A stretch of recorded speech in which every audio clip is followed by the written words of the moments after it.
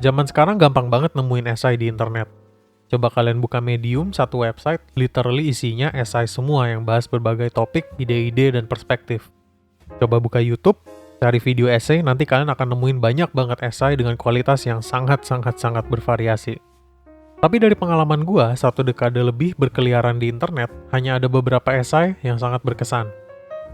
Salah satu esai tersebut adalah A Modest Proposal for Preventing the Children of Poor People from Being a Burden to Their Parents or Country and for Making Them Beneficial to the Public, atau biasanya cukup disebut sebagai A Modest Proposal.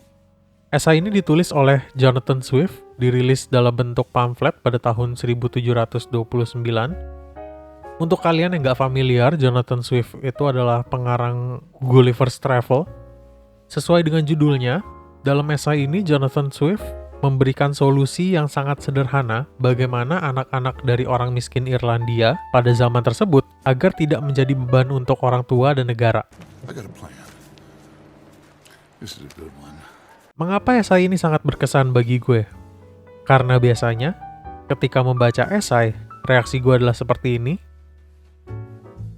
Tetapi ketika membaca A Modest Proposal, reaksi gue adalah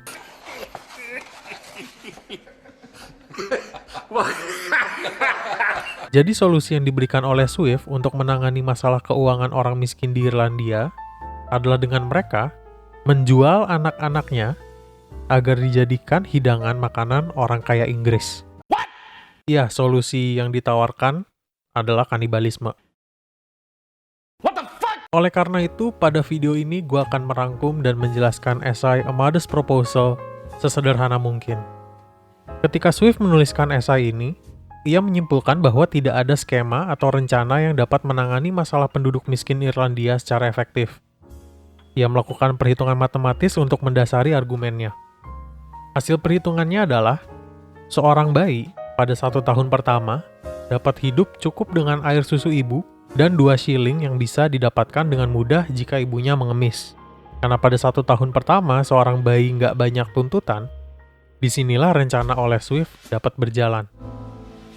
Swift mengusulkan, daripada bayi ini menjadi beban, nyusahin keluarga miskin, karena nanti bayi ini akan membutuhkan makanan, pakaian, dan tuntutan lainnya selama mereka bertumbuh, menurut Swift, bayi ini dapat berkontribusi pada industri makanan dan sebagian ke industri pakaian.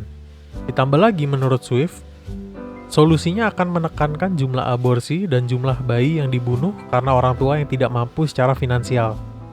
Nah, kita akan masuk ke bagian yang gue suka di mana Swift melakukan statistical analysis. The statistical analysis. It's so beautiful. Dengan populasi sekitar 1,5 juta jiwa, terdapat sekitar 200.000 wanita berusia subur. Dari jumlah tersebut, diperkirakan hanya 30.000 wanita yang mampu menghidupi anaknya. Maka tersisa 170.000 wanita. Tapi tunggu dulu, dari angka 170.000 tersebut, diperkirakan 50.000-nya akan mengalami keguguran atau kehilangan anak pada tahun pertama karena alasan lain. Sehingga dari perhitungan ini, 120.000 bayi lahir dari orang tua miskin setiap tahunnya. Lalu bagaimana caranya 120.000 bayi ini dinafkahi? Anak-anak ini belum bisa mencuri sampai mereka berumur seenggaknya 6 tahun. Pokoknya, anak di bawah umur 12 tahun nggak ada nilai jualnya. Bahkan kalaupun mereka cukup besar untuk dijual menjadi budak, uangnya nggak akan gede. Apalagi kalau dibandingin sama biaya untuk mengembangkan mereka ke umur tersebut. Setelah itu Swift mulai masuk ke perincian rencana dia dan berharap agar tidak ada pihak yang keberatan. Ia mendapatkan informasi dari kenalannya di Amerika bahwa anak berusia 1 tahun adalah makanan yang paling enak, bergizi, dan sehat. Mau itu direbus, And a tiny bit of olive oil, which is very Italian to have with lentil soup. disemur, Bit of olive oil. atau dipanggang. Tiny bit of olive oil. Berdasarkan informasi ini, ia memberi usul untuk mendistribusikan 120.000 bayi sebagai berikut. 20.000 bayi akan disimpan untuk diternak dan berkembang biak agar dapat meneruskan populasi. Rasionya adalah 1:4 untuk laki-laki dan perempuan.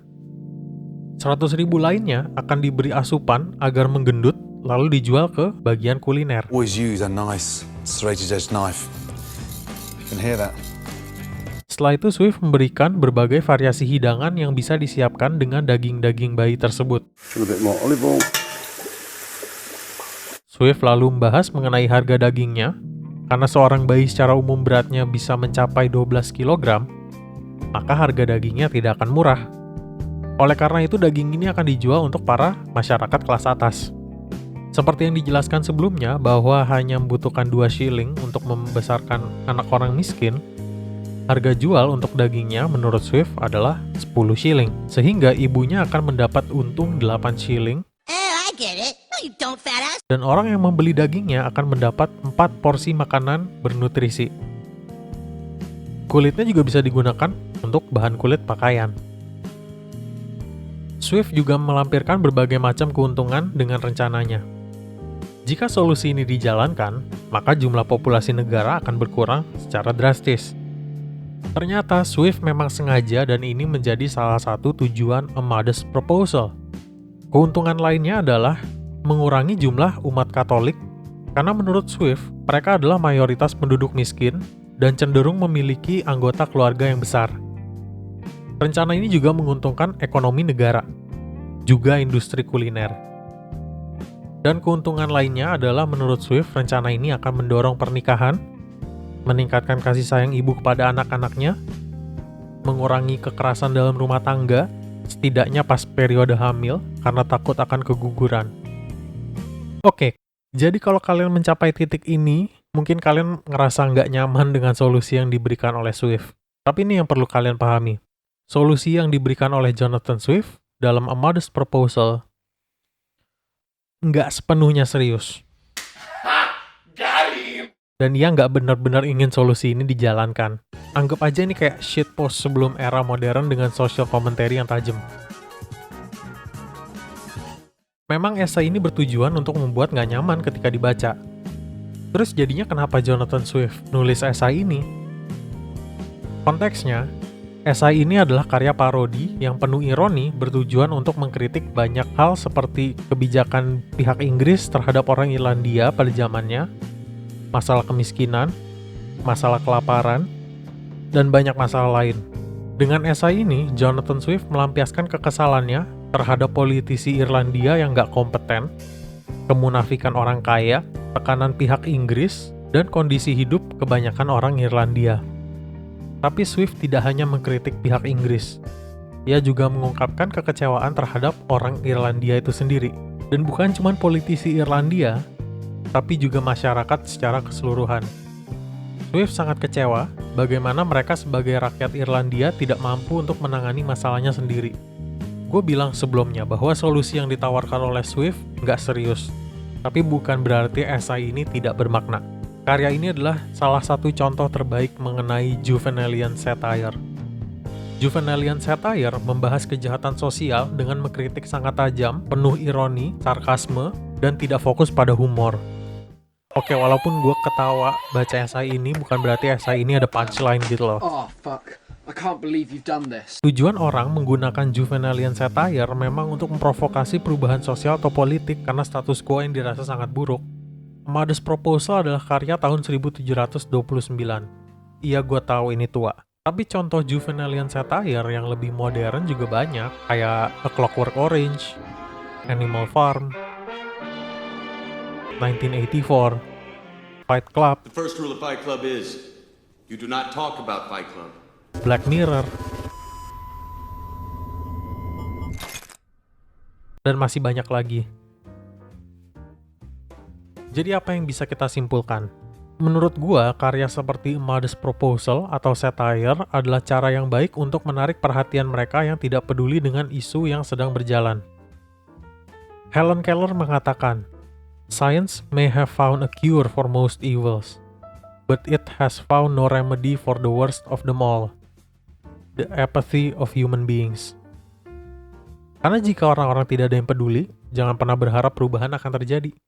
Every 60 seconds in Africa, a minute passes. Together we can stop this. Please spread the word. Thank you for your attention.